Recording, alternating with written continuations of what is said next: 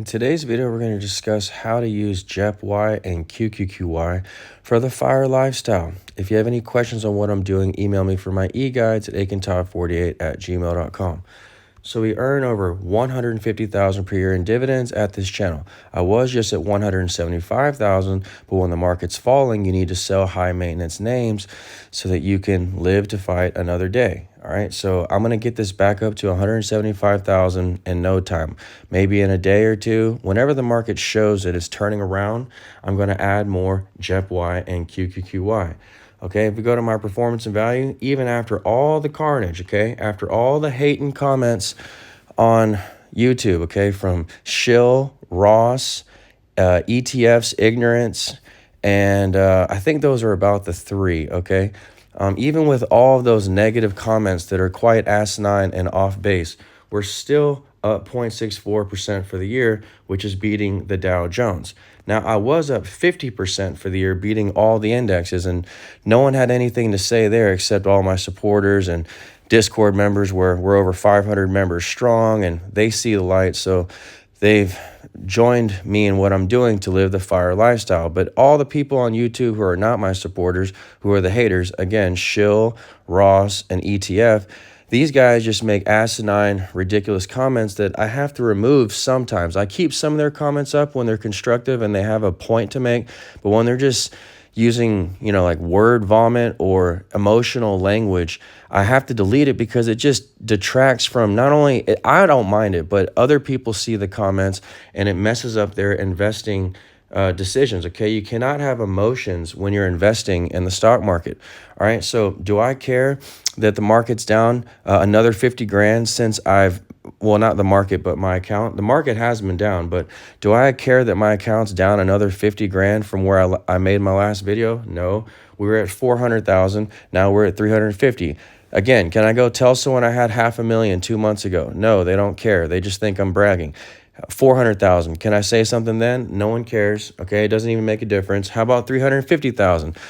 Well, it's still the same thing. I can't spend 350 and I can't spend 500,000. So when the market goes up or down, I don't care. I'm agnostic to market prices. All I care about is this available withdrawal number, which is still high. Okay, so again, available withdrawal is the key to living out of your account, okay? And I use low maintenance names to keep this high. That's in my margin e-guide if you have questions on how I'm using maintenance to live free. Even when you're in a down market, okay, we're still living the FIRE lifestyle. I'm still out here in France.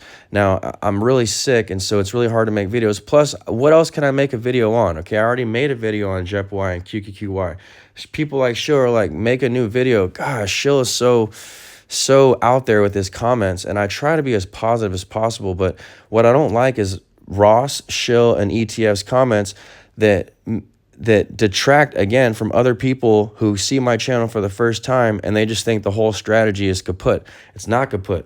Look, I'm at 160,000 for withdrawal, and if you think maintenance can rise, to Ross, who always says this, look, my maintenance is low. I stay in low maintenance names. That's why I stay in Cornerstone. Cornerstone is a 5-star fund. I'm not sitting here promoting Cornerstone. Look, I'm down big in Cornerstone recently, but I don't care about days gains, okay? All I care about are the dividends and the drip at NAV. And yes, the drip at NAV the premiums have gone away, but it takes the 21% dividend and drips at NAV. Okay, there's a reason why Cornerstone's a 5-star fund, and I'm sticking to it, okay? 5-star fund, Cornerstone, and it beats the indexes. Maybe it's 4-star now, but look, it's still doing quite well over the last 10 years, and I don't think that there's anything wrong with Cornerstone except for the manipulation we've been seeing by top fund managers who own it, and it's not just Cornerstone, it's all closed-end funds, okay? So don't sit here and talk to me about Cornerstone ETF. Go talk about all the other closed-end funds that are getting destroyed. Even talk about your Yieldmax funds that are getting destroyed, and now you're abandoning your strategy to go to Defiance funds. I'm sorry, I hate to sound negative. This is one of the first videos I've ever been negative on, but it's just that I wake up, okay, and all I see are these comments in my YouTube channel, which I don't mind because I'll just remove them, but when they stay up there for a little too long, other people come in and see it, and then they second guess their own investment decisions. This is not healthy for people. So y'all need to stop making negative comments or I'll keep removing them. And if you keep doing them, I'm going to block you. So keep that in mind.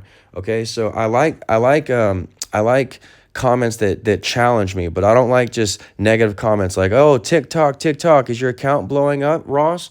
No, 160,000 for withdrawal. And you can renegotiate your maintenance. That's something you guys don't know about. But you can, if your maintenance changes, you can call your broker, and in certain situations, if you have proper portfolio diversification, et cetera, then you can actually renegotiate your maintenance lower. So keep that in mind, guys. But I haven't had to do that because I even talked to E-Trade Platinum yesterday, and they said, yeah, I have such a large runway for any issues that we're not there yet. Okay, so 160,000 for withdrawal is where I'm at still. That's still really high. Okay. And okay, so 188,000 in debt, that's low interest debt. I've negotiated my margin rates down to where it's around 6% interest, 6.5 or so. This is still low maintenance, okay? Low interest, I'm sorry. So I don't mind holding this debt, and I will add more to QQQY and JEPY when the market shows it's reversing. And then when my dividends of over, let's say 175,000 per year at that time are back on, then they'll pay down my debt in less than 2 years, okay? And then my account will be plus 500,000. So again, and then I still wouldn't care that my account's plus 500,000 because I can't do anything with it. I'm not going to spend out of my account frivolously because that's what not only creates sucks up your equity and lowers your available withdrawal and is like the worst way to spend out of your account and manage your account, because you can get in margin calls if you just spend cash out of your account. That's 100% maintenance. But it's just material things don't make you happy when you spend out of your account, okay? So SPY, let's go look at a chart of that. You see that we're up 0.5% in the pre-market, and Amazon had positive earnings. So I think this could be a tailwind that could help the S&P. Now the S&P already broke below the 200-day moving average, so we're past that. Okay. Now what I'm looking for is just a reversal back above it, kind of like what Tesla did. Okay, the S&P is oversold. All right, we usually have an up year, a double-digit up year after a bear market, which we had in 2022, and so the S&P is due for a bigger move, I think, into the year end. Also, Biden needs this to help his reelection because God knows he's not doing anything else to help his reelection efforts. His reelection with the issues going on with Israel, he's not doing anything there to help his case. Okay. So he needs probably a good stock market. A lot of people care about that. But let's not talk about politics. So look, we broke the 200 on the NASDAQ, okay? And this is what QQQY follows. JEPY follows the S&P.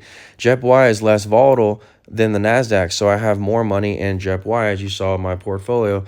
And look, we broke the 200 again on the QQQ, on the NASDAQ. So this is not a good sign, okay? This means that I could fall lower, and we all could fall lower, but it doesn't mean you need to make negative comments on my YouTube channel just because I'm losing money. Everyone's losing money right now, even Yieldmax funds and all these other funds and stock. Look at Bank of America. I've been posting a lot of stuff on Discord, a lot of stats about all the top sectors, financials, healthcare, tech, consumer cyclical, you name it. And they're all making billions of dollars in revenues and also billions of dollars in net income. Let's say Microsoft, let's say around 50 billion in revenues and around 20 billion in net income. So you extrapolate this out to a lot of other S&P companies and you see a strong market. Plus we have 5% GDP print yesterday, which is really bullish.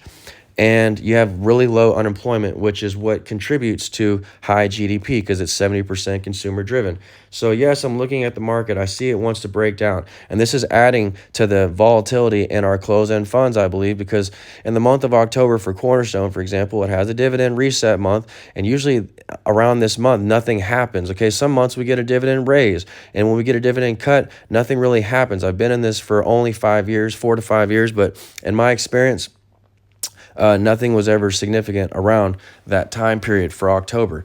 Would I have sold in hindsight? No, because I don't want to lose qualifying income to the banks. All I would have done in hindsight is increased my shorts. Now, I've covered my shorts many times over now in the C's, in the Cornerstone shorts. Okay, these positions you see here are brand new that I started at the very end of the day yesterday because I'm never going to keep, I short for the same reason I shorted before. You never know what can happen in these closed-end funds, and I stand by that. And look, I was right about that. And I only wish I had shorted more at the top. Should I have sold some longs at the top? No, because I don't want to pay taxes on those longs, on those gains, and I don't want to lose income to the banks because I use those loans to level up and get ahead. That's the real secret of my success. I also don't want to, go work a job. Some people are making the most, again, extreme comments on my YouTube channel saying like, Wendy's is hiring, da da da. Well, okay, I don't want to work a job, so I'm doing, I'm keeping my available withdrawal high here, and I'm in no, I have no fear of a margin call or anything like that. Because look, again, my available withdrawal is high. So to go work a job or to say something like that, it's just so extreme and so besides the point. You're not understanding how maintenance and margin works. Okay, so my maintenance on Cornerstone is 30%, and I'll show you the maintenance on QQQY. Okay, so Cornerstone, again, 30% maintenance. Okay, view margin maintenance requirement right here, 30% maintenance. Okay, so JEPY and QQQY are 50% maintenance. So I sold half of them recently to raise available withdrawal. Okay, and I'll sell the other half if I need to. Okay, so JEPY, and then my available withdrawal will go to 180. All right, so I'll be nowhere close to a margin call, 50%. Okay, maintenance for the Defiance fund. So for every 100,000 I put in, that takes up 50,000 of my equity. So I simply sell from these, and I'm up in Defiance funds because they've been doing quite well for us. I simply sell from these high maintenance names when I need to. Okay, and I short Cornerstone on the other side. Okay, and again, in hindsight, the point I was making before, would I have sold at the highs? No, I don't want to pay taxes, and selling at the highs, I don't want to lose qualifying income to the banks either, and that's how I live financially free. I don't need to have a job or work at Wendy's. I just keep my income going, and that keeps my qualifying income high, which means I can buy a car or a house or anything I want based off that income. Whereas trading or selling options, I think Shill's always like, I'll just take selling options instead of all this stuff, instead of investing in 5-star funds that beat the S&P over the long term. Well, you have to work a job, Shill. That's the difference between me and you. I don't want to work the job. Okay, I've worked many jobs and I don't like it. Okay, you only have, you have one life to live here, and time is money. And who wants to spend that, sitting in a cubicle? Okay, so if I get in another bind, I'm using JEPY and QQQY. I'm selling from these, okay, because I have minimal losses and I've already collected the dividends on these. Okay, approximately 1,000 in each of these in dividends. So if I sell half of this as needed, half, I always just sell half. Well, then I take the steam out of it. So when the market goes lower, I barely lose. That's the key. Okay. When you sell half of things early on, again, and the market falls, then you fall as a function of a less position size, so you don't get hurt as much. Okay. I'm not even in anything else in the market. I've narrowed down all of my positions. Look, these are 1,000. All of my position size are 1,000. When the market looks good, I'll add these back, especially as my account goes higher, my available withdrawal goes higher, and then I can add income right back, and I'll get my income right back up to 175,000. There will be a dividend cut coming in Cornerstone. We don't know how steep, but that'll lower my income. So guess what? I'll just buy more shares of Cornerstone since we're near the NAV. I'm not telling you guys to go out and buy Cornerstone. I'm not telling you guys to go out and buy QQQY and JEPY. I'm only telling you how I live the FIRE lifestyle. Also, you should never put more than 20% of your holdings in of your money in one holding. So if you're not, if you're overweighting in one thing or another, I can't help you there. That's the rule of investing. Never more than 20% in one name. Why do I put more than 20% in Cornerstone? Because it works for me, okay? I have experience trading Cornerstone. It works for me, okay? Now we're near NAV prices again, and I can make a video on Cornerstone, but I do that for my Discord users. I put all the information that I'm seeing on Cornerstone in Discord. We've had some great research being conducted lately by our members, and I can't thank you guys enough for all of us banding together, staying positive, and trying to get stronger out of this downturn. Okay, so I'm buying more Cornerstone near the NAV, but I'd prefer to buy it below NAV if possible. When it gets below NAV, it's rare, but I will definitely be backing up the truck. I won't be selling Cornerstone then. I'll be buying then. When it's near NAV, I'm definitely not selling, okay? So the JEPY and QQQY funds, these are how I'm building my income back fast without having to go to stock-specific risk like in Yieldmax names. And then when the market looks shaky, I just sell them back. Okay, I raise my available withdrawal. Okay, and then I just keep living the fire lifestyle. The market has to fall huge from here for me to get into a margin call. And then even still, okay, I've been having my short options on, which have been cleaning up. They're up like 200% for me. I closed them out yesterday. And then also, again, I have my shorts on for Cornerstone, which will make me more money if the market were to fall and Cornerstone falls. So I have contingency plans in place. And, you know, if the worst came to worst for Cornerstone and it was just imploding, really, and there was something wrong with all closed-end funds for that matter, don't just single out Cornerstone, then I will sell some Cornerstone as needed. I don't care. I have no love for anything. I'm just taking what the market gives me. Right now, the market's giving me near NAV prices for Cornerstone, so I'm not selling that yet. Okay, the market's also giving me strong performance in QQQY and JEPY, and that's what you sell from when the market's weak. You sell from your strong winners because everything falls on a market downturn. So you sell what you're up in or near a break even in. Okay, and you live to fight another day. All right, I'm going to get my income back up immediately, again, to 175,000, maybe even 200,000 soon. I just need to see that the market is reversing before I add more margin debt. Okay, so that's how I'm doing it with JEPY and QQQY funds. Okay, I'm buying. I sold more QQQY yesterday and bought more JEPY for its safety because the S&P moves less than the Nasdaq usually, and then I'm buying more as the market goes higher. If the market goes lower, I'm selling more QQQY and JEPY funds. I could also sell from these other names like Clip and Tesla. I could sell, you know, another 1,000 or two, keep them all at 1,000. And they're 50% maintenance names, so I'm going to raise a lot of equity doing that. Okay, I could probably raise another, 10K equity or so here. Should I sell out of those names completely? And then I could raise another 20K equity if I sell out of my QQQY and JEPY funds. So I'd be at around, 190. And then in a couple of days, we get our dividends from all of our funds, and that'll give me another 10K. So I'll be at 200K for withdrawal, and my income will be 150. So I'm doing just fine. The only thing that looks bad is the 350 account to you guys, because I was at 500. You're going to say, wow, that's a huge drop. But again, you weren't saying anything when I was up 500 grand or up 50% in the market. Only the positive supporters and Discord members were appreciating that, and that's why they gravitated towards me, I believe. Okay, so I'm still staying the course, guys, okay?